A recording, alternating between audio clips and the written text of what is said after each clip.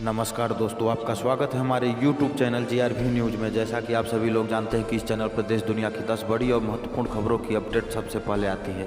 इसी के साथ चलते हैं सबसे पहली बड़ी खबर की ओर। वायुसेना की ताकत में हुआ और इजाफा, भारत पहुंची राफेल विमानों की दूसरी खेप। पूर्वी लद्दाख में चीन के साथ सीमा विवाद के बीच राफेल विमान की दूसरी खेप बुधवार रात को भारत पहुंच गई है। इस खेप में 3 विमान हैं।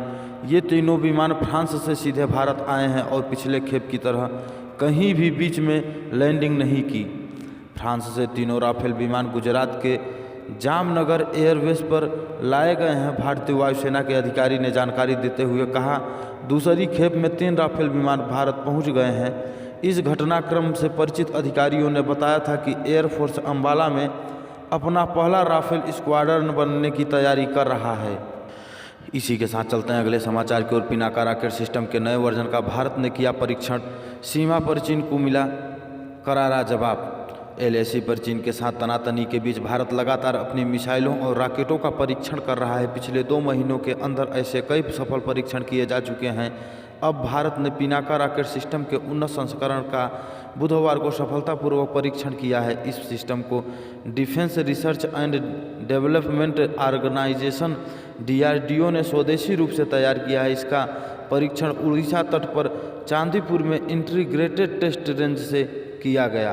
इसी के साथ चलते हैं अगले समाचार की ओर। कृषि कानून को लेकर पंजाब में किसानों ने रोकी रेलवे को हुआ 1200 करोड़ रुपए का नुकसान। कृषि संबंधित बिलों पर प्रदर्शन के बीच ट्रेनों को रास्ता देने को लेकर केंद्र और पंजाब सरकार में छिड़ी जंग के चलते भारतीय रेलवे को करीब 1200 करोड़ रुपए का भारी नुकसान उठाना पड़ा है। प्रदर्शन के चलते 2225 मालगाड़ियों को रद्द करना पड़ा, जबकि 1350 पैसेंजर ट्रेनों को या तो रद्द करना पड़ा या फिर उसके रास्ते बदलने पड़े। रेलवे मंत्री ने बुधवार को दावा किया कि पंजाब में इस वक्त रेलवे की पटरी से लगी 22 जगहों पर प्रदर्शनकारियों की तरफ से विरोध प्रदर्शन किया जा रहा है। इसकी वजह से ट्रेनों की आवाजाही अभी निलंबित रहेगी।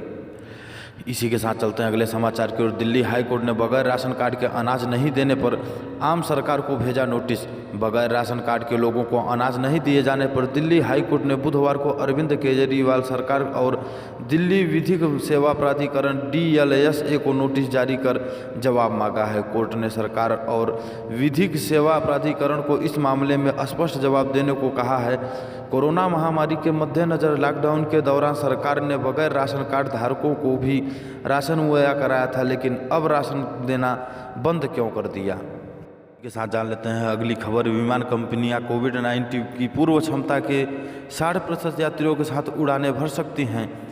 नागर विमानन मंत्रालय ने कहा कि भारतीय विमानन कंपनियां कोविड-19 महामारी से पहले की अपनी क्षमता के 60% यात्रियों के साथ उड़ान भर सकती हैं। महामारी को देखते हुए यह आदेश 24 फरवरी 2021 तक लागू रहेगा। इसी के साथ चलते हैं अगले समाचार की ओर। अर्बन गोस्वामी के वकील का दावा, 2 पुलिस वालों ने की मारपीट, पत्नी को नहीं दी अरेस्ट की जानकारी। रिपब्लिक टीवी के editor in chief urban Goswami को 53 साल के एक इंटीरियर डिजाइनर और उनकी मां की आत्महत्या के मामले में मुंबई पुलिस ने बुधवार को सुबह उनके घर से गिरफ्तार कर लिया है। उन्होंने आरोप लगाया है कि उन्हें मुंबई पुलिस ने मारा है। फिलहाल urban Goswami Alibag police station के अंदर ही हैं। अर्बन गोस्वामी की यह गिरफ्तारी ऐसे वक्त में हुई है जब उनके खिलाफ TRP स्कैम मामले की जांच चल रही है। रिपब्लिक न्यूज़ चैनल का दावा है कि अर्बन को उस मामले में गिरफ्तार किया गया है जो पहले से ही बंद हो चुका है। चलते हैं अगले समाचार की ओर। यूपी पंचायत चुनाव 2020 ग्राम प्रधान इलेक्शन के लिए शुरू हुआ मतपेटियों की सफाई व रंगाई का काम। उत्तर प्रदेश में पंचायत चुनाव के वोटर पुनरीक्षण के बीच इलेक्शन की तैयारियों में जिला प्रशासन जुट गया है। प्रतापगढ़ सहित कई जिलों में भी त्रिस्तरीय चुनाव को लेकर सारी तैयारियां शुरू हो गई हैं और वोटिंग के लिए सालों से बेकार पड़ी मत पेटिकाओं की सफाई का कार्य शुरू कर दिया गया है। अधिकारियों का कहना है कि शासन से निर्देश मिलते ही पेटिकाओं का रंग रोहन काम शुरू कर दिया जाएगा। निर्वाचन आयोग द्वारा इस बार भी पंचायत चुनाव बैलेट पेपर के संकेत हैं। ऐसे में मत पेटिका की जरूरत होगी। वहीं कौशाम्बी में उप जिला निर्वाचन अधिकारी पंचायत ने विकास खंडवार मतपेटियों की उपलब्धता की जानकारी मांगी है। निर्देश के बाद ब्लॉकों में तैनात सहायक विकास अधिकारी उपयोगी मतपेटियों की संख्या की रिपोर्ट तैयार कर रहे हैं। इसी के साथ जान लेते हैं अगली खबर। अहमदाबाद में एक गोदाम में विस्फोट से 12 लोगों की मौत, पीएम मोदी और अमित शाह ने जताया दुख। गुजरात में रसायन के एक गोदाम में बुधवार सुबह हुए विस्फोट से इसका एक हिस्सा ढह गया, जिससे 3 महिलाओं समेत कम से कम 12 लोगों की मौत हो गई और कई अन्य लोग घायल हो गए हैं। इस घटना पर पीएम मोदी और अमित शाह ने दुख जताया है। अधिकारी ने बताया कि अहमदाबाद शहर के बाहरी इलाके में स्थित एक औद्योगिक क्षेत्र पिराना पीपलाज रोड पर स्थित इमारत में विस्फोट हुआ। इस बीच साथ वाली इमारत में काम करने वाले मजदूरों ने पत्रकारों को बताया कि विस्फोट इतना भीषण था कि गोदाम की दीवारें क्षतिग्रस्त हो गई, जिससे छत गिर गई और इसमें कपड़े के गोदाम काम करने वाले लोग नीचे दब गए। कपड़े के गोदाम के मालिक का आरोप है कि यह केमिकल फैक्ट्री अवैध तौर पर चलाई जा रही थी। पीएम मोदी ने ट्वीट किया, अहमदाबाद की घटना से बेहद दुखी हूँ। हादसे में मारे गए लोगों के परिजनों के साथ मेरी संवेदनाएं हैं। घायलों के जल्द स्वास्थ्य लाभ के लिए प्रार्थना करता हूँ। अधिकारी घायलों की हर संभव मदद कर रहे हैं। अमित शाह ने कहा कि अहमदाबाद में कपड़ों के गोदाम में आग लगने की सूचना अत्यंत दुखद है। इसी के साथ चलते हैं अगले समाचार की ओर।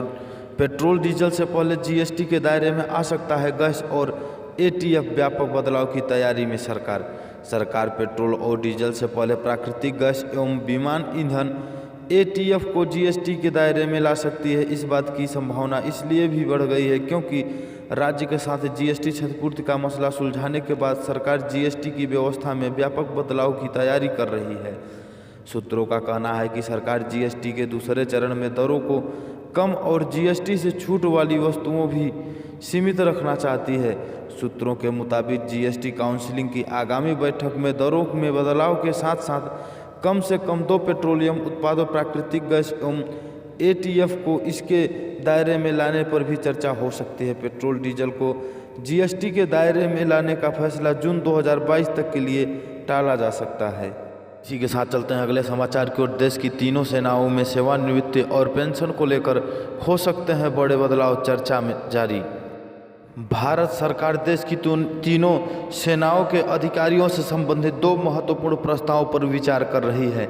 इन प्रस्तावों में पहला यह है कि समय से पहले सेवानिवृत्ति लेने वाले सेना के अधिकारियों की पेंशन में कटौती की जाए। वहीं दूसरा प्रस्ताव यह है कि अधिकारियों की सेवानिवृत्ति की आयु में बढ़ोतरी की जाए। यहीं पे समाचार समाप्त होता है। इसी प्रकार समाचार को पाने के लिए इस चैनल को